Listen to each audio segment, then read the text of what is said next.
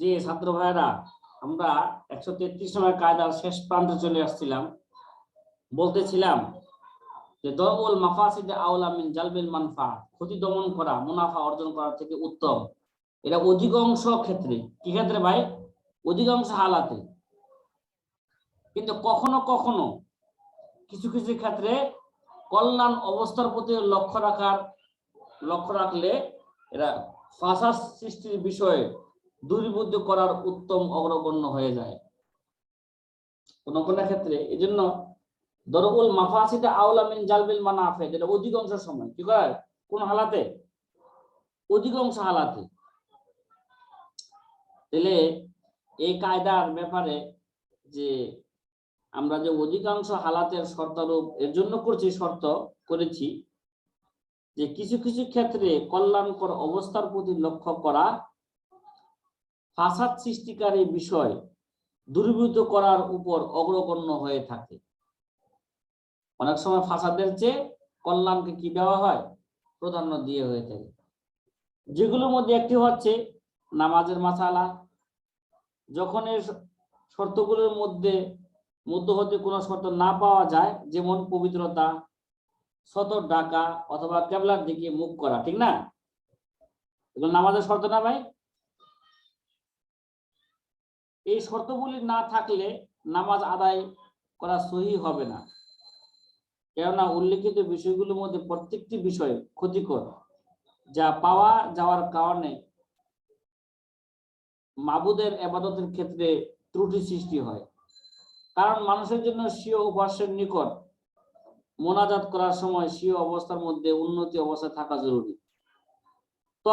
তবে তা সত্ত্বেও এগুলোর মধ্যে থেকে যদি কোনো একটির উপর আমল করা কঠিন হয়, তাহলে নামাজের ফরজিয়ত সাকেত হবে না, বরং এই সকল সমস্যার থাকা অবস্থায় নামাজের কল্যাণকে অগ্রাধিকার দিয়ে নামাজ আদায়ের হুকুম দিতে হবে, ঠিক না ভাই? কারো কাপড় নাই, এই পরিমাণ কাপড় নাই, সদর ডাকতে পারে, তাহলে সৌদে কি বলবে? নামাজ দিতে বলবে? সৌদে কি বলছে? হ্যাঁ, এবার নামাজ পড়বে, কিভাবে বসবে? তখন দাঁড়াবে না, বৈশা পড়বে। বৈশা পড়লে যদি সদর ডেকে যায়, তাহলে বৈশাই নামাজ পড়বে। কাকে প্রাধান্য দেওয়া হইলো বলেন? মানফাআতকে, জালবে মানফাআতকে কি দেওয়া হইলো? এখানে প্রাধান্য দেওয়া হইলো।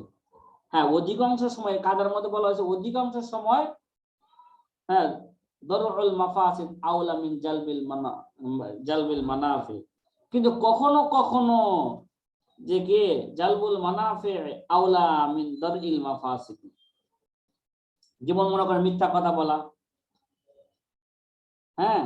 এটা তো হারাম। এই মিথ্যা কথা যদি মনে করেন, যদি তাতে বড় কোনো কল্যাণ নিহিত থাকে, দুই ব্যক্তির মাঝে যদি ঝগড়াকে যদি কি করে দেয়, মিথ্যা কথা বলা যদি মীমাংসা হয়ে যায়, তাহলে এই জায়গায় মিথ্যা কথা বলা ভালো, ঠিক আছে, না বলার চেয়ে। কথাকে বোঝা আসছে ভাই? জি জি। এমনি ভাবে মিথ্যা কথা বলা হারাম। তবে যদি তাতে বড় কোনো কল্যাণ নিহিত থাকে, তাহলে তা বৈধ বলে বিবেচিত হবে। সুতরাং মানুষের সংশোধনের বা স্বামী স্ত্রীর সংশোধনের লক্ষ্যে এটাকে জায়েজ বলা হয়েছে, মিথ্যা কথা বলা। মিথ্যা কথা বলা তো একটা হাদিসের মধ্যে আছে এটা। এটা কেন এই যে বলা হয়েছে, কায়দাটা কায়দা কুল্লি না, কায়দা আকসারিয়া, দরউল মাফাসিদ আওলা মিন জালবিল মানাফি। জি শাইখ, একটা বিষয় আর কি ইচ্ছা করছে বলতে, আপনি যদি অনুমতি দেন তো। কি বিষয় বলেন? ওইটা হচ্ছে এই মিথ্যা কথার যে বিষয়টা বললেন, এটাকে কেন্দ্র করে তো আর কি মামুনুল হক সাহেব হুজুর ফেঁসে গেলেন। ওনার স্ত্রীর সাথে যে আর কি বলেছিলেন যে একটা ফোনে বললেন যে আমি এই যে পরিস্থিতির কারণে বলেছি উনি আমার স্ত্রী, তুমি কিছু মনে করো না। আবার প্রথম স্ত্রীকে যে ফোনে বললেন, পরবর্তীতে উনি লাইভে আর কি এই ফতোয়াটা যখন দেয়, আমরা এই মাত্র যেটা পড়লাম আর কি মিথ্যা কথা বিষয়ে, তখন তো এটা নিয়ে আবার সমালোচনা শুরু হয়ে গেল। সমালোচনা ওইটা হইতেই পারে, ঠিক আছে, সমালোচনা তো মানুষ করবে। ওই সমালোচনার দ্বারা ফায়দা হয়েছে, মানুষ জানতে পারছে যে কিছু ক্ষেত্রে মিথ্যা বলা যায়। না এই এটা মানুষ এই মাসলা মানুষ আগে থেকেই জানে যে কিছু ক্ষেত্রে মিথ্যা বলা যায়, ঠিক আছে, যেমন বউর সাথে মিথ্যা বলা যায়। ওই হ্যাঁ। ইব্রাহিম আলাইহিস সালাম যে শিখাই গেছেন আমাদেরকে, মানে এটা আসলে বাস্তব মিথ্যা না। শায়েখ আমরা মিশকাতের গোসল আর কি একটা হাদিসের ব্যাখ্যা আমাদেরকে ওস্তাদ বলেছিলেন যে, তো অনেক ক্ষেত্রে স্বামী যদি স্ত্রীর জন্য আর কি কোনো ইয়া কিনে, কাপড় কিনে আনে, হুম, তো এমনি সাধারণত মেয়েরা তো একে অপরের সাথে আর কি তুলনা করে আর কি এটাই তো, স্বামীদেরকে। হ্যাঁ, তো ওই বলেন। ক্ষেত্রে কাপড়ের দাম স্বামী যদি 1000 টাকা কিনে, সেই স্বামী যদি বলে যে এটা 2000 টাকা দাম, 3000 টাকা, এইভাবে বাড়িয়ে বললো, হ্যাঁ, এটা সেটা আর বলা কি যায় বলা যায়। আছে। জি জি তো জি। এইটা হাদিসের ব্যাখ্যা এইভাবে বলেছিলেন। এই যে দুজনে ঝগড়া, ভাই এই জায়গায় ঝগড়া ঝগড়া থামানো দরকার না ভাই, বলেন না। জি স্যার। এখন যদি দেখে যে পাশের জি। বাড়ির মহিলারা তার স্বামী 5000 টাকা তার কি দিছে, ঈদের গিফট দিছে, শাড়ি দিছে 5000 টাকা দামের, আর আমার স্বামী দিছে মাত্র 500 টাকা দামের, তাহলে এবার বলেন কি অবস্থা হইব কোন? এই বউ রাখতে পারবেন? হ্যাঁ, ঝামেলা চাই। হ্যাঁ, তোমার জীবনে সংসার করে গেলাম, কিন্তু কোনোদিন একটা ভালো শাড়ি দিতে পারলাম না, ঠিক আছে। আচ্ছা, তা আমাদের কায়দার মানে বুঝতে পারছি, খোলাসা হচ্ছে এরা অধিকাংশ সময় দরউল মাফাসিদ আওলা মিন জালবিল মানাফি। হ্যাঁ, কখনো কখনো এটা মানাফিটা আওলা দরউল মাফাসিদের চেয়ে। কি ভাই, মানাফিটা কি ভাই? আওলা দরউল মাফাসিদ। জি, আমাদের 134 নম্বর কায়দা, যে কায়দাতুল দাওয়া সাবাবি কা দাওয়াল হুকমি সাবিতি বিসবাব। দাওয়া সাবাবি কা দাওয়াল হুকমি সাবিতি বিসবাব, এই কায়দাটা শরহ সিয়ারুল কাবিরের মধ্যে আছে।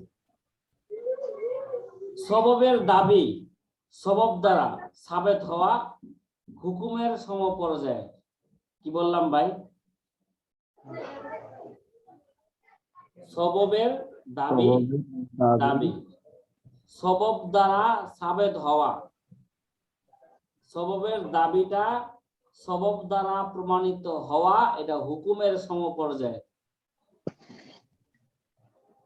দাওয়া সবাবি কা দাওয়াল হুকমি সাবিত বিসবাবি, মানে সববের দাওয়া, সববের দাবি সবব দ্বারা সাবেত হওয়া হুকুমের সমপর্যায়ে। হুকুমের কি ভাই?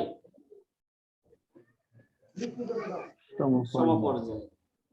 হুকুমের মতো। এটা একটা জিনিস বুঝেন, এই কায়দার অর্থ তো সুস্পষ্ট, যে যখন কোনো ব্যক্তি সববের দাবি করবে, কি করবে?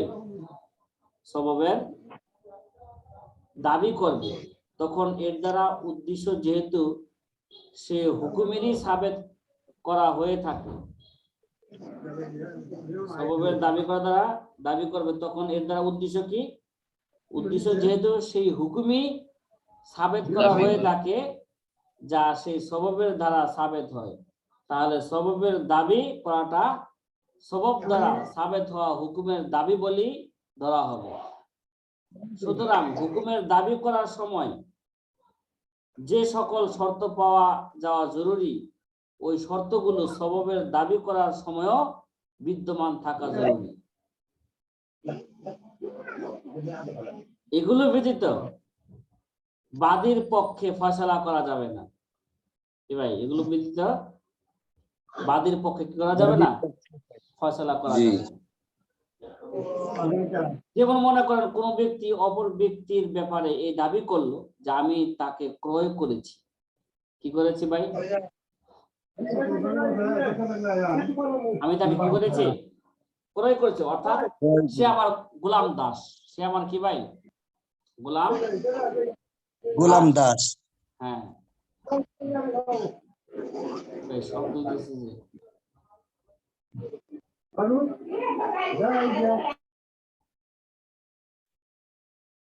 কত কথা বলে রে।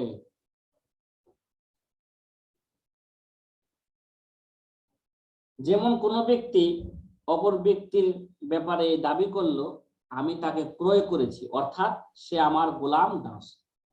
আমি তাকে ক্রয় করেছি, এই কথা দাবি কি ভাই? এই কথার হুকুম কি? সে আমার গোলাম দাস।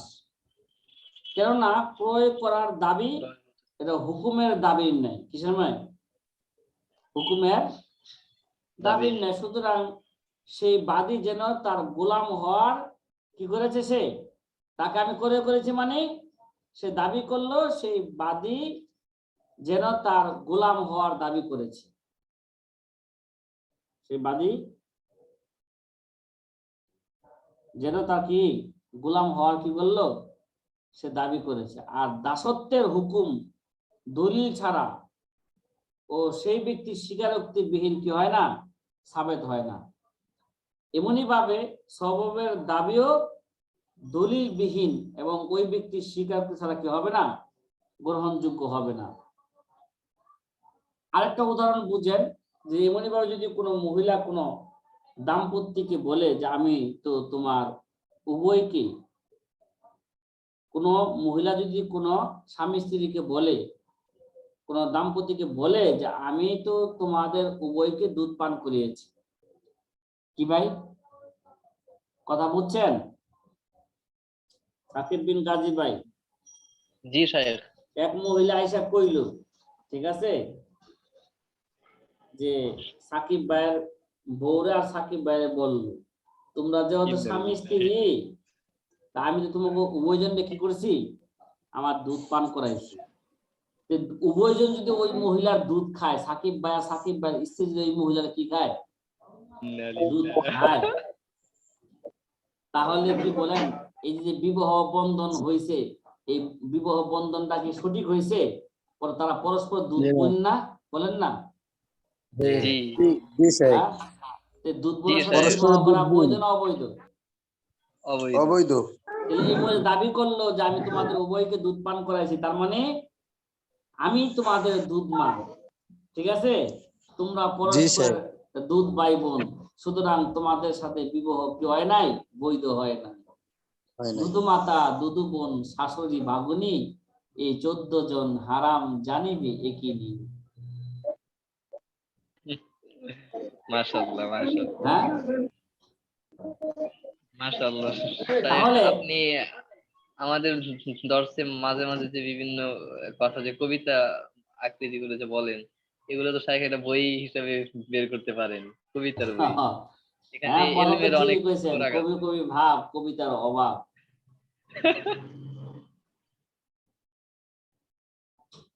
জি, তো সেই মহিলা দুধ পান করানোর দাবি করেছে, তা বৈবাহিক সম্পর্ক বিচ্ছেদ হওয়ার সম্ভব, এটা ঠিক না? এটা কি ভাই, বৈবাহিক সম্পর্ক এটা বিচ্ছেদ বিচ্ছেদ হওয়ার হওয়ার স্বভাব। সবব। বিচ্ছেদ। আর বৈবাহিক সম্পর্ক বিচ্ছেদ হওয়াটা দলিল ছাড়া এটা কি হয় না, গ্রহণ হয় না। গ্রহণ তাই হয় না। দুধ পান করানোর বিষয়টি সাবেত হওয়ার জন্য দুইজন পুরুষ অথবা একজন পুরুষ বা দুইজন মহিলার সাক্ষ্য জরুরি। শুধুমাত্র মহিলার সাক্ষ্য দ্বারা দুধ পান করানো সাবেত হবে না এই জায়গায়, ঠিক আছে? সে দাবি করছে, দাওয়ার মধ্যে দুইজন লাগবে, কয়জন? দুইজন লাগবে। দুইজন লাগবে। জি, 135 নাম্বার কায়দা, আমরা চলে যাই।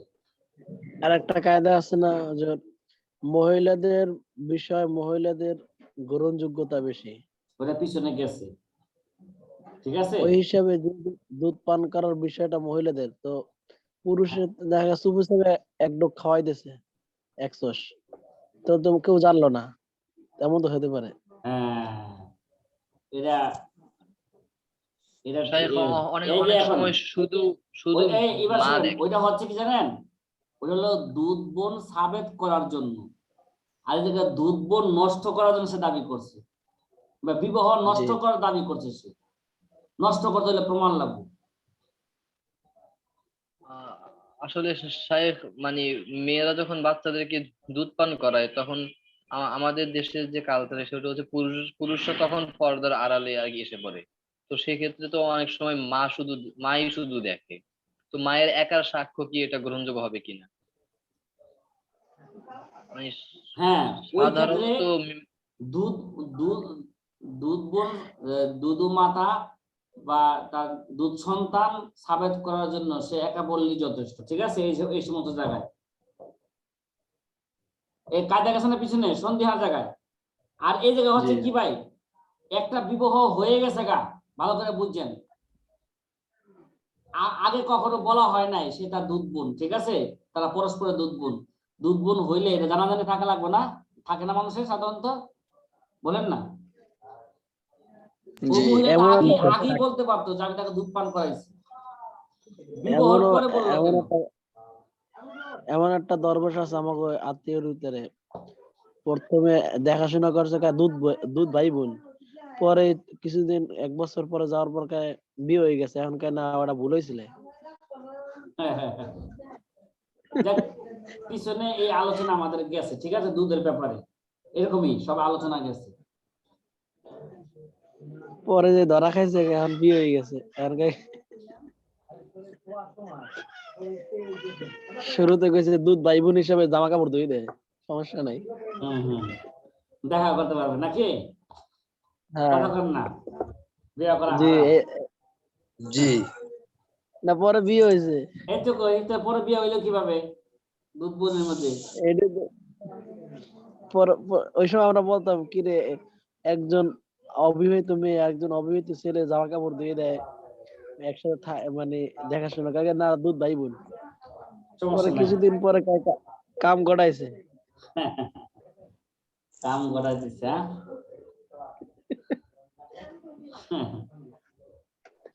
এবার চলেন আরেকটা কায়দা, যা কায়দাটা লম্বা কায়দা মনে হচ্ছে। কায়দাতুল আদ-দালালাতু ফিল মাকাদির আল্লাতী লা ইয়াসুগুল ইজতিহাদ ফি ইসবাত আসলিহা মাতা ইত্তাফাকাত ফিল আকাল্লি ওয়াস্তারাবাত ফি জিয়াদাতি ইউখাযু বিল আকাল্লি ফিমা ওয়াকা শাক্কু ফি ইসকাতিহি। আদ-দালালাতু ফিল মাকাদির আল্লাতী লা ইয়াসুগুল ইজতিহাদ ফি ইসবাত আসলিহা মাতা ইত্তাফাকাত ফিল আকাল্লি ওয়াস্তারাবাত ফিল জিয়াদাতি ইউখাযু বিল আকাল্লি ফিমা ওয়াকা শাক্কু ফি ইসকাতিহি। কায়দা দেখা যায় মাশাআল্লাহ, পুরো কিতাব হয়ে গেছে।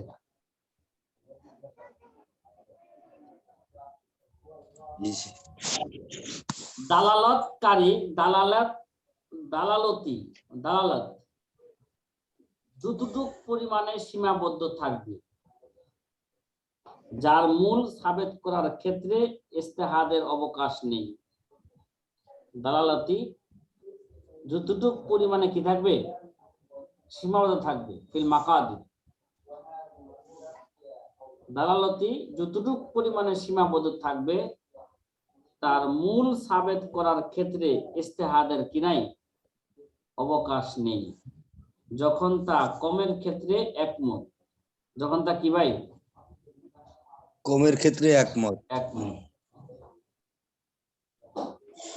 আর বেশির ক্ষেত্রে দ্বিধাদ্বন্দ্ব হয়, তখন সেক্ষেত্রে কমের দিককে গ্রহণ করা হবে। ওই সকল স্থানে যেখানে অধিক পরিমাণটি সাবেত করার ক্ষেত্রে সংশয় সৃষ্টি হয়, আর অধিককে গ্রহণ করা হবে যেখানে অধিককে বাতিল করার ক্ষেত্রে সংশয় সৃষ্টি হয়।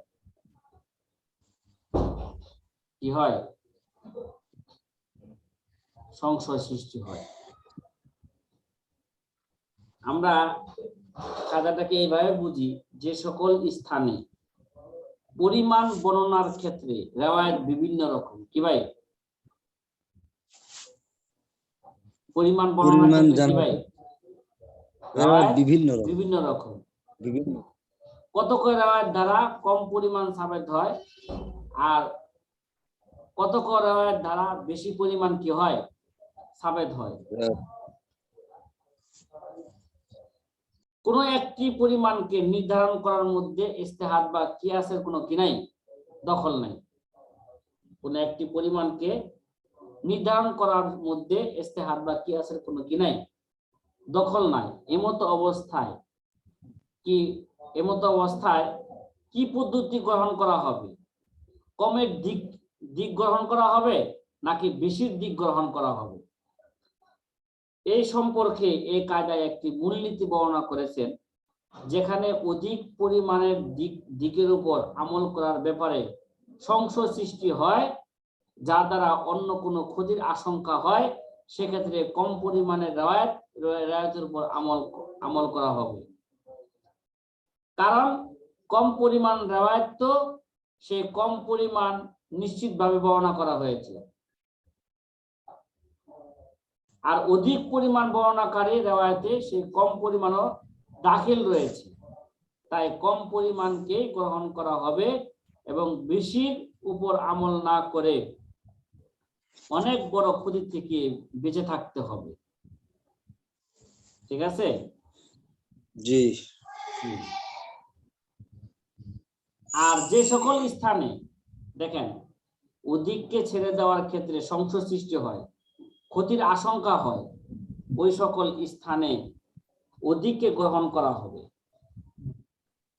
যে কমের উপর আমল করার কারণে সৃষ্টি সংশয় ও কষ্ট থেকে বাঁচা যায়।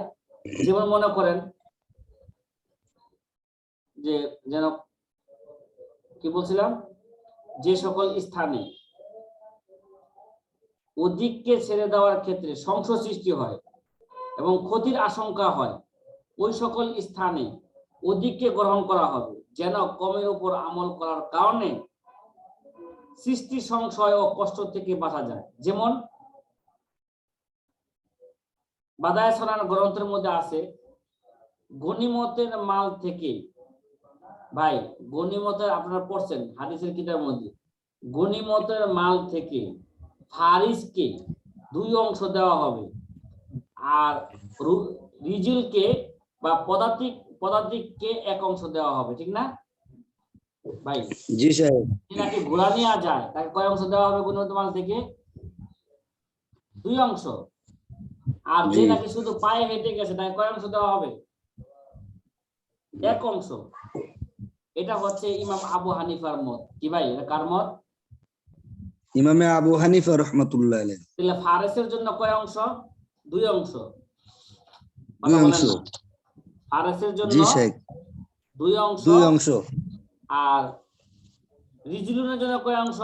1 অংশ। 1 অংশ। এটা কার মত? আবু হানিফার মত। আবু হানিফা। হ্যাঁ। আর ইমাম আবু ইউসুফ রহমতুল্লাহ মুহাম্মদ রহমতুল্লাহ বলেন যে ফারেসকে গনিমতে 3 অংশ দেওয়া হবে। ফারেসকে কি দেওয়া হবে? গনিমতে 3 অংশ দেওয়া হবে। অশ্বারোহীকে গনিমতে 3 অংশ দেওয়া হবে। 1 অংশ মুজাহিদকে, 2 অংশ ঘোড়া। কি ভাই? 1 অংশ মুজাহিদের, 2 অংশ মুজাহিদের, 2 অংশ ঘোড়া। আর এটি ইমাম শাফি রহমতুল্লাহর মত। এটি কার মত? ইমাম শাফি রহমতুল্লাহ। এখন কি আবু হানিফার কথাকে প্রাধান্য দেওয়া হবে নাকি সাহাবান এবং ইমাম শাফির কথাকে প্রাধান্য দেওয়া হবে? ঠিক আছে? ইমাম আবু হানিফা তো কম পরিমাণে দাবি করছেন, ঠিক না? জি। আর সাহাবান বা ইমাম শাফি কি করছেন? বেশি দাবি করছেন। কথা বলেন। বেশি দাবি। জি শেখ, বেশি দাবি করছেন। তাহলে এদিকে মনে করেন ফারেসের অংশের পরিমাণের ক্ষেত্রে রেওয়ায়েত দেখা যায় কি ভাই? ভিন্ন ভিন্ন রেওয়ায়েত কি আছে জায়গায়? ভিন্ন ভিন্ন। কিছু কিছু রেওয়ায়েতের মধ্যে আছে রাসূল করিম সাল্লাল্লাহু আলাইহি সাল্লাম যে অশ্বরোহীকে 2 অংশ দিয়েছেন, কোন কোন রেওয়ায়েতের মধ্যে আছে 3 অংশ দিয়েছেন। ঠিক আছে? এই ক্ষেত্রে ইমাম আবু হানিফা রাহমাতুল্লাহ আলাইহি 2 অংশ বিশিষ্ট রেওয়ায়েতের উপর কি করেছেন? হ্যাঁ, আমল করে অশ্বরোহীকে 2 অংশ প্রদানের কথা বলেছেন। কারণ জিহাদের মূল হচ্ছে কি ভাই? মানুষ। দেখেন জিহাদের মূল হচ্ছে কি বলেন না? ঘোড়া আসল না জিহাদের মানুষ আসল? মানুষ। শুধু ঘোড়া গেলে কি যুদ্ধ হবে? জি না শেখ। না, ঘোড়ার সাথে কি যাওয়া লাগবে? জি না, মানুষ যাওয়া লাগবে। মানুষও লাগবে। তাহলে বোঝা গেল মানুষটা আসল, ঘোড়াটা হচ্ছে তার তাবে। ঠিক না? তো বোঝা গেল কি ঘোড়াটা মানুষ হচ্ছে আসল, ঘোড়া কি ভাই? তাবে। আর ঘোড়া হচ্ছে তার তাবে, তার অনুগামী এবং জিহাদের উপকরণ। কেননা এই কথাটি নিশ্চিত যে মানুষ ছাড়া শুধু ঘোড়া দ্বারা জেহাদ হতে পারে না। তাই ঘোড়া যেহেতু জেহাদের অনুগামী, জেহাদের তাবে, আর মানুষ হলো কি ভাই তার অনুসৃতি আসল, তাই তাবেকে আসলের চেয়ে বেশি দেওয়া জায়েজ হবে না। কি দেওয়া হবে না?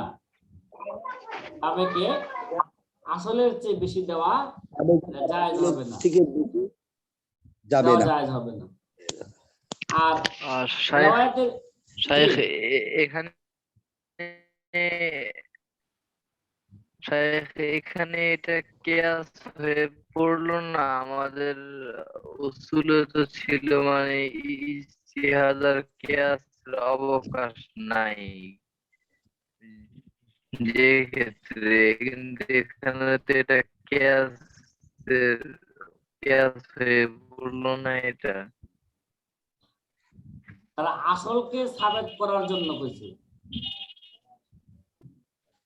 আসলকে সাবেত করার জন্য তার ইজতিহাদের কোনো সুযোগ নাই এখানে।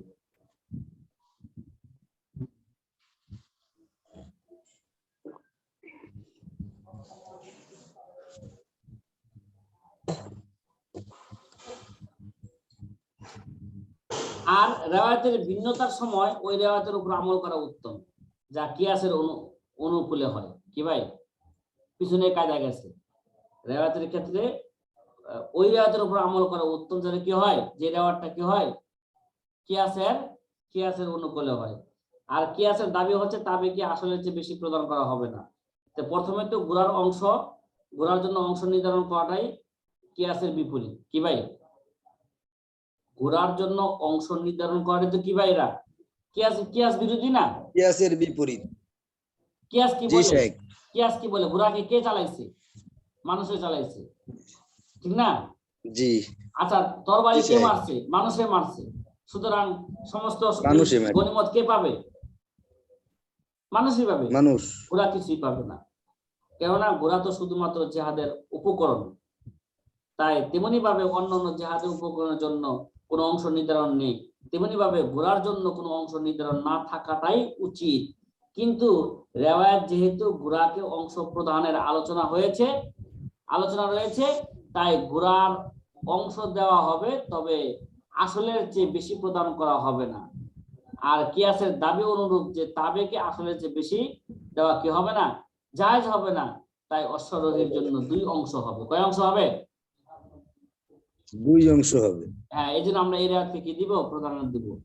আর যে সকল ক্ষেত্রে অধিকের উপর আমল না করার স্রোতে সংশয় সৃষ্টি হয়, সেক্ষেত্রে অধিকের উপর আমল করা হবে। যেমন কসমের কাফারা সম্পর্কিত রেওয়ায়েতে ভিন্ন ভিন্ন। হ্যাঁ, কসমের কাফারার ব্যাপারে কি ভাই ভিন্ন ভিন্ন ভিন্ন। ভিন্ন। কোন কোন রেওয়ায়েতে প্রত্যেক মিসকিনকে 2 মুদ করে প্রদান করার কথা আছে। কয় মুদ? 2 মুদ। 1 মুদ সমান সমান কতটুকু বলেন তো? খেলা আছে আপনাদের? কি ভাই, পৌনে 2 কেজি, পৌনে 1 মুদে 2 কেজি বলেন না? হ্যাঁ বলেন, সমস্যা নেই, নিশ্চিত? লেখা আছে আমাদের। হ্যাঁ, শেখ, 1 মুদ সমান সমান 400 মনে হয়। হ্যাঁ, নাকি 100 সমান 400 সমান 400? 4 মুদ। 100 হ্যাঁ, খাতার মধ্যে। আরে ভাই এলেম তো খাতাই হয়ে গেছে। আল কিতাবাত কয়দিন। ঠিক আছে, কয়- কয়েদ তো করছেন, কিন্তু কিতাবে কয়েদের সাথে সাথে যে এটা আমাদের কলবে এখানে কয়েদ কয়েদ করতে হয়।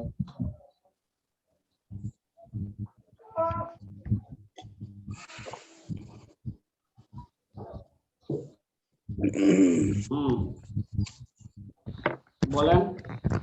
শেখ, হুজুর সাল্লাল্লাহু আলাইহি সাল্লাম ওযু করতেন কি ছ না মুদ? 1 মুদ? এটা একটু বলে দিলেই বলতে পারবো ইনশাআল্লাহ। 2 কেজি 400 গ্রাম মুদ। পাওয়া যাচ্ছে। জি, 2 কেজি 400 গ্রাম, 2 কেজি 400 গ্রাম একটা ইয়ে মুদের পেলাম। মুদের পরিমাণ হইল নবীজি ছ দ্বারা উজু করেন নাই, মুদ দ্বারা উজু করেছেন। মুদের পরিমাণ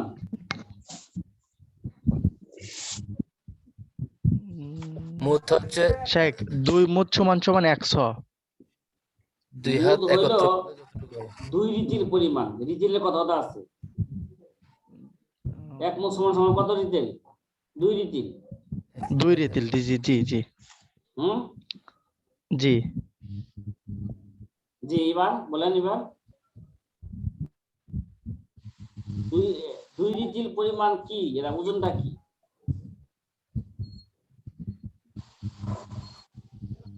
এক রিতিল সমান সমান 365 বা মানে 360 গ্রাম। হুম, আর 2 রিতিল সমান আর সমান কত হইব? মানে হাফ কেজির চেয়ে সাত বেশি, সাত জি, পুনে 1 কেজি। হাফ কেজি থেকে পুনে 1 কেজি, 750 গ্রাম আর কি। হ্যাঁ জি, পুনে পৌনে 1 1 কেজি। ঠিক আছে। তাহলে 1 জি, মুদ সমান সমান কত হইলো? পৌনে পুনে 1 1 কেজি। কেজি। আচ্ছা ঠিক আছে। জি, তাহলে কোন কোন রেওয়ায়েতে আছে, কসমের কাফারা রেওয়ায়েতে বর্ণিত আছে যে প্রত্যেক মিসকিনকে 2 মুদ দিবে, মানে 1.5 কেজি করে দিবে। পৌনে 1 কেজি ও 1.5 কেজি। জি ঠিক আছে। 750 লিটার, জি জি 0.। জি। তাহলে কোন কোন রেওয়ায়েত আছে কি ভাই, প্রত্যেক মিসকিনকে 1.5 কেজি করে দিবে, ঠিক না? এরকমই তো হইলো যখন মুদের কথা বাদ জি দিলাম, 1.5 কেজি করে দিবে। আর মুসান্নাফে ইবনে আবি শাইবা রিওয়ায়াতের মধ্যে আছে হযরত কাতাদা ইবনে সাঈদ ইবনে মুসাইয়্যিবের সূত্রে বর্ণিত আছে, রাসূল করিম সাল্লাল্লাহু আলাইহি বলেছেন প্রত্যেক মিসকিনকে 2 মুদ করে দিবে। কয় মুদ? তার মানে 3 কেজি করে 2 দিবে। মুদ। 2 মুদ মানে কি? যদি 1 মুদ সমান সমান না, হ্যাঁ 1 মুদ সমান সমান কত বললাম? মানে পৌনে 1 1 কেজি। কেজি। 2 মুদ জি, সমান সমান 1.5 কেজি, ঠিক না? 1.5 কেজি। তাহলে জি, কোন কোন রিওয়ায়াতে কি আছে, প্রত্যেক মিসকিনকে এই কসমের কাফারায় প্রত্যেক মিসকিনকে 1 মুদ করে দিবে, মানে কোন 1 কেজি করে দিবে। কোন কোন রিওয়ায়াতে আছে কি 1.5 কেজি করে যে দিবে। হ্যাঁ 1.5 কেজি করে দিবে, ঠিক আছে। জি তাহলে এখন দেখেন যে এখন এরা কি বেশিটা প্রাধান্য পাবে না কমটা প্রাধান্য পাবে? ঠিক আছে। জি তাহলে কাফারা, ইয়ামিনের কাফারায় অধিক পরিমাণ তথা 2 মুদ বিশিষ্ট রিওয়ায়াত, মানে 1.5 কেজি রিওয়ায়াতের উপর আমল করা হয়েছে। কেন কেন বলেন? কম পরিমাণ তথা 1 মুদ বিশিষ্ট রিওয়ায়াতের উপর আমল করা হয় নাই। কারণ কম পরিমাণকে কসমের কাফারা হিসেবে প্রদানের ক্ষেত্রে কসমের কাফারা আদায় হবে কিনা এই ব্যাপারে সংশয় দেখা দিবে। কি দিবে? সংশয় দেখা দিবে। পক্ষান্তরে যদি অধিক পরিমাণ আদায় করার ক্ষেত্রে নিশ্চিতভাবে কাফারা আদায় হয়ে যাবে, এতে কোনো কি থাকবে না, সন্দেহ থাকবে না। তাই আমাদের উলামায়ে কেরাম সতর্কতামূলক অধিক পরিমাণ বিশিষ্ট রিওয়ায়াতকে এখানে কি দেওয়া দিয়েছেন, প্রাধান্য দিয়েছেন। এখানে যেহেতু কমকে প্রাধান্য দিলে সংশয় থাকে, আর বেশিকে প্রাধান্য দিলে কি থাকে না, সংশয় থাকে না। এই জন্য এক্ষেত্রে কি দেওয়া হয়েছে, আকসারকে কি দেওয়া হয়েছে, প্রাধান্য দেওয়া হয়েছে। কথাটা কি বোঝা আসছে ভাই? জি শেখ।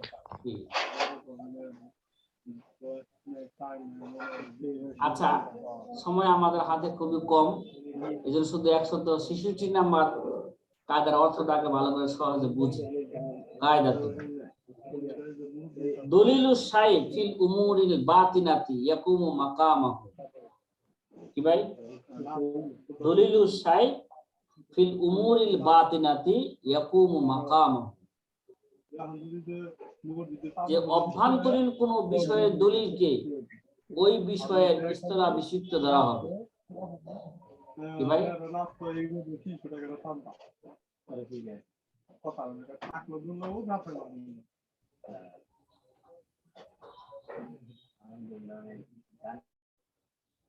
কি ভাই কথা বলেন কারা ভাই?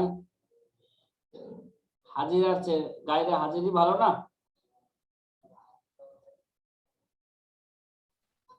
জি শেখ। জি শেখ। হ্যাঁ, দলিলু শাই ফিল উমুরিল বাতিনাতি ইয়াকুমু মাকামাহু। অভ্যন্তরীণ ফিল উমুরিল বাতিনাতি, বাতিনি কোন বিষয়ের দলিল কি ওই বিষয়ের স্থলাভিষিক্ত ধরা হয়। কি ধরা হয়? ওই বিষয়ের স্থলাভিষিক্ত ধরা হবে। অর্থাৎ সহজে বুঝেন, যে সকল বিষয়ের হাকিকতের উপর অবগতি লাভ করা কঠিন তাতে বাহ্যিক দলিলাদির ভিত্তিতে হুকুম প্রদান করা হবে। এই ধরনের কথা আমাদের 62 নম্বর কায়দা গেছে। ঠিক আছে, 62 নম্বর কায়দা কি ছিল? খেলা আছে আমাদের?